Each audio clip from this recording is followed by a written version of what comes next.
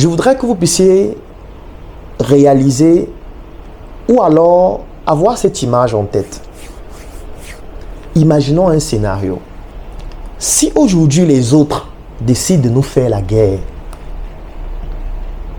quels sont nos moyens de défense? Je te pose à toi cette question.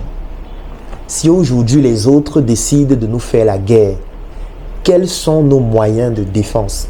Je vais prendre quelques aspects pour que vous puissiez comprendre à quel point nous sommes jusqu'à présent des esclaves. L'esclavage n'est pas terminé.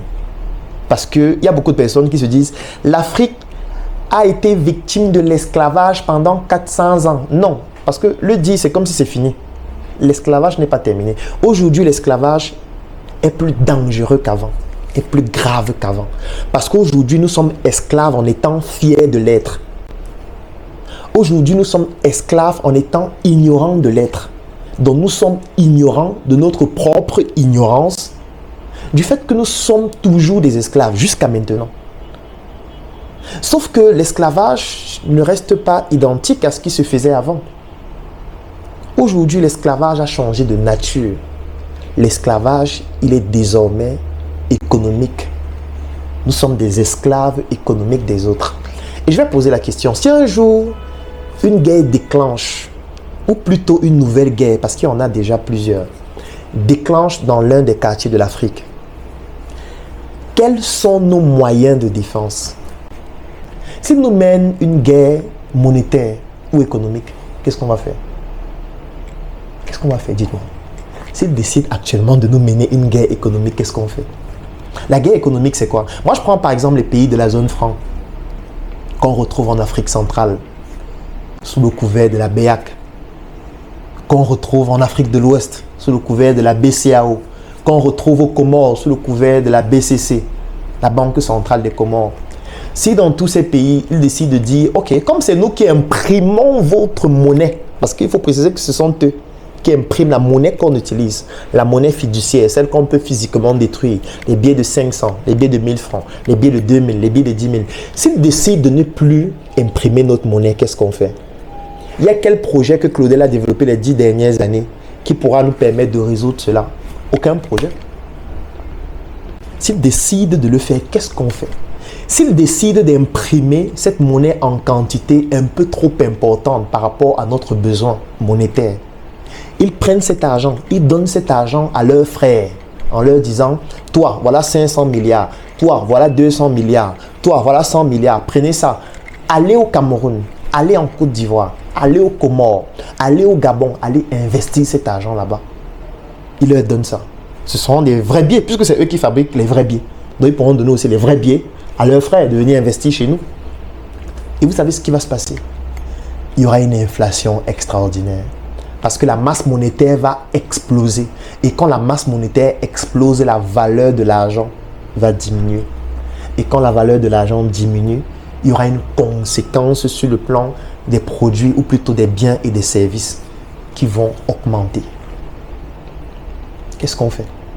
C'est un peu comme au marché. Quand vous arrivez au marché, quand beaucoup de Bayam Salam ont beaucoup de tomates, qu'est-ce qui se passe? Le prix de la tomate baisse.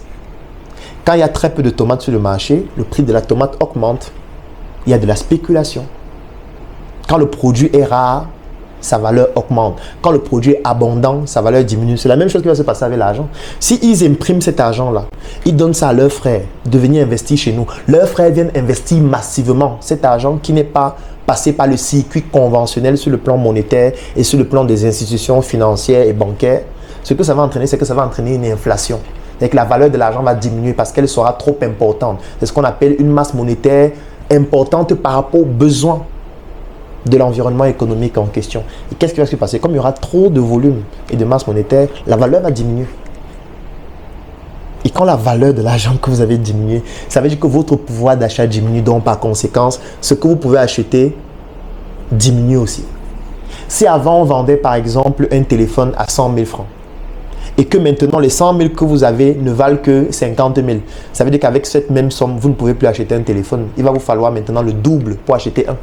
Donc, votre capacité d'achat a diminué. Votre pouvoir d'achat a diminué. à cause d'eux. Qu'est-ce que nous on peut faire pour contrer ça? Quel est le projet de Claudel qu'il a développé les 10 dernières années pour contrer ça? Aucun projet ne peut le faire. Aucun de nos projets ne peut le faire. Ils peuvent même aller plus loin. Ils ne nous envoient plus cet argent. Ils n'impriment plus. Ils disent qu'on ne vous donne plus. Vous allez faire quoi? Qu'est-ce qu'on va faire? On va dire qu'on va créer notre propre imprimerie. Les machines qu'il faut pour le faire, ils ne nous vendent pas. Puisque nous, on ne produit pas ça. On ne fabrique pas ça. On va faire quoi? On a même les machines. On veut l'encre. Ils disent qu'ils ne nous donnent pas l'encre. On va faire quoi? On va faire quoi? Dites-moi, on va faire quoi? Le papier même qu'il faut pour pouvoir faire cet argent. Ils disent qu'ils ne nous envoient pas puisque le papier là, c'est aussi importé. Qu'est-ce qu'on va faire? On va prendre les ardoises. On va écrire 1000 francs dessus. Même les ardoises là, c'est toujours eux qui nous envoient ça chez nous.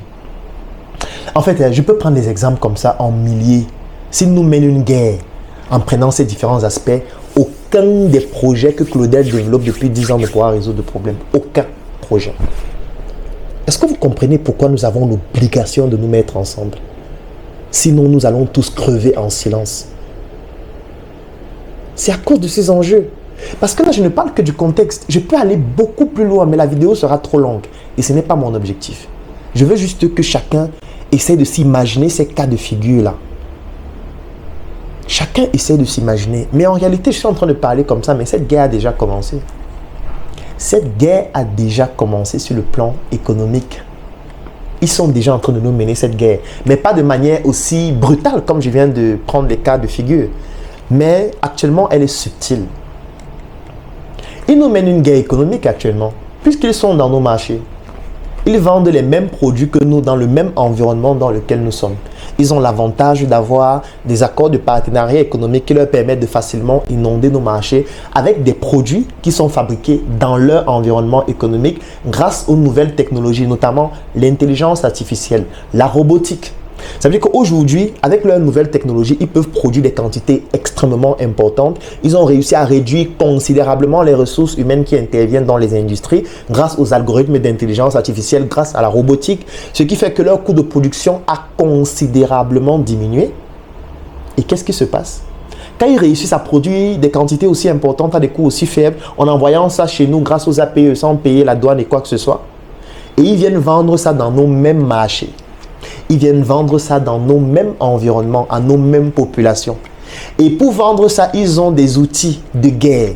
Ils ont les médias pour faire la publicité parce que les médias, c'est eux. Les satellites qu'on utilise, c'est eux. Les entreprises de télécommunication, c'est eux. Parce que je pourrais aussi prendre l'exemple des entreprises de télécommunication. S'ils nous mènent une guerre sur le plan des télécommunications, qu'est-ce qu'on fait? Bon, ça entre dans la guerre technologique. On a déjà parlé un peu de ça. On ne pourra plus appeler, on ne pourra plus rien faire. Ça veut dire que non seulement ils contrôlent les médias qui leur appartiennent, ils contrôlent la communication, puisque c'est eux qui détiennent la plupart de ces médias. Ils contrôlent la production, parce qu'eux, ils ont les moyens technologiques plus avancés pour produire des quantités extrêmement importantes à l'échelle, à des coûts de production extrêmement faibles. Ils ont des partenariats économiques comme les APE qui leur permettent de facilement inonder nos marchés avec leurs produits. Et en plus de ça, ils ont le lobbying nécessaire. Ils peuvent rencontrer tous nos présidents, ils peuvent rencontrer nos députés, ils peuvent influencer sur le vote de certaines lois dans nos différents pays. Et avec tout ça, ils ont encore les moyens économiques puissants. Et comme si ça ne suffisait pas, ils sont soutenus par leurs États. Et comme si ça ne suffisait pas, ils sont encore ensemble contre nous dans nos pays. Comment on va faire? Claudel va faire quoi? Qu'est-ce que Claudel va faire? Il va faire une nouvelle vidéo pour que la guerre s'arrête? Il fait une vidéo, on coupe la vidéo sur leur page. On bloque sa page comme ça a été le cas. Qu'est-ce qu'on va faire? On ne peut rien faire. Qu'est-ce que Claudel peut faire? Il ne peut rien faire. Tant qu'il est seul, il ne peut rien faire. On va donc mourir et crever en silence si ça arrive. On va crever en silence. Et nous, pour les concurrencer, qu'est-ce qu'on fait? On part au champ avec la houe. Pour les concurrencer, on a 2 hectares de tomates, 1 hectare de piment, 4 hectares de manioc. Mais nous sommes des comédiens. Nous sommes fous. Nous, on ne réfléchit pas. Donc, toi, tu peux avoir 1 hectare de tomates pour concurrencer quelqu'un qui produit la tomate dans toute une ville avec des algorithmes d'intelligence artificielle, avec la robotique, sans même ressources humaines la plupart des fois, totalement transformé, avec des coûts de production extrêmement faibles. Il vient vendre dans le même marché où tu es. Comment tu vas faire? Comment tu vas faire? Tu ne peux pas être compétitif, ce n'est pas possible, surtout si tu es seul. Et je comprends pourquoi tu ne fais que 1 hectare, je comprends. Parce que tu n'as pas suffisamment de moyens financiers en étant seul. Parce que ton épargne là, ce n'est pas grand-chose. Et tu as épargné où? Dans une banque, n'est-ce pas? La banque appartient à qui? Il contrôle toutes nos banques. Ils peuvent même décider qu'ils ne nous donnent plus de crédit. On va faire quoi? Nous, on a combien de banques? On a quelle banque? Et même ceux parmi nous qui ont des banques, ils ont quel pourcentage dans ces banques-là? Ils ne sont même pas actionnaires majoritaires. Je ne connais aucun Africain noir qui est actionnaire majoritaire à plus de 80% dans une institution financière de grande envergure. Si vous connaissez un, vous mettez son nom en commentaire, vous citez le nom de la banque et vous dites combien de pourcents il a du capital. Vous citez et vous nous donnez la référence. Moi, je n'en connais aucun. Je n'en connais aucun. Ça veut dire que même le crédit, on ne pourra pas avoir facilement. Ils peuvent même décider de ne pas nous donner le crédit. Qu'est-ce qu'on va faire? Et ce qu'ils font, c'est qu'ils viennent même chez nous et ils font l'agriculture chez nous. Et ce sont leurs propres banques qui sont chez nous qui leur donnent l'argent pour faire l'agriculture, pour nous concurrencer. Et ces banques-là leur donnent cet argent avec des taux d'intérêt tellement faibles qu'ils peuvent même rembourser ça même sur 30 ans. Et ils font l'agriculture chez nous pour vendre dans nos marchés et nous concurrencer. Mais parfois, ils nous laissent même, ils disent que bon, vous, on vous laisse le marché ici. Nous, on va exporter chez nous. Parce que là-bas, c'est plus lucratif. On gagne plus d'argent. Parce que de toutes les manières, c'est nous qui contrôlons les ports. Donc, on peut envoyer chez nous facilement. C'est nous qui contrôlons la distribution. On a nos grands supermarchés qui sont en train de s'installer au fur et à mesure. Qu'est-ce qu'on a pour répliquer? On n'a rien. Nous sommes faibles. Nous sommes trop faibles. Claudel est faible. Il n'a rien. Il n'a aucun projet. Il n'a aucun projet. Il va venir babader chaque jour sur Internet. Croyons en nous. Développons-nous. Machin. Oui. Claudel, tu ne fous rien, tu es faible. Parce que si une situation pareille arrive, comme c'est déjà en train de se produire, qu'est-ce que tu fais? Depuis 10 ans. Depuis 10 ans que tu entreprends. Tu n'arrives à résoudre aucun de ces problèmes. Et tu chantes chaque jour. L'Afrique va se développer. L'Afrique. Croyons en l'Afrique. Chaque jour, nouvelle vidéo. Il y a les blancs là, on doit les combattre. Il y a l'entreprise là, non, elle n'est pas loyale. Il y a tel ceci, nous sommes des comédiens. Je suis un comédien. En fait, je fais la comédie depuis 10 ans. Depuis 10 ans, je fais la comédie. Je donne l'impression qu'on combat, mais on ne combat pas. En fait, on ne fait rien. En fait, peut-être on le fait juste pour nous-mêmes. Ou peut-être je le fais juste pour moi-même. Peut-être je le fais pour être juste plus connu, je ne sais pas. Ou pour gagner de l'argent pour moi seul et ma famille. Et être à l'abri du besoin, peut-être, je ne sais pas. On ne fait rien. On ne fait rien. On ne fait rien. C'est pour ça que nous avons l'obligation de nous mettre ensemble.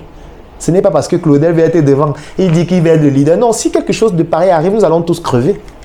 C'est pour ça que je dis, nous avons le devoir et l'obligation de nous mettre ensemble. Sinon, nous allons tous crever en silence. Parce que si un phénomène pareil arrive, vous pensez que c'est moi seul qui vais mourir? Vous aussi, vous allez mourir avec tous vos projets, avec votre argent dans votre compte, avec vos grosses maisons, tous vos biens. Vous allez tous mourir. Nous allons tous mourir pour être plus précis. Ça veut dire que nous allons crever en silence.